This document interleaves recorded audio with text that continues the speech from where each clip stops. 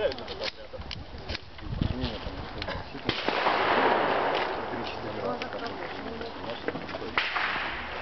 Готово?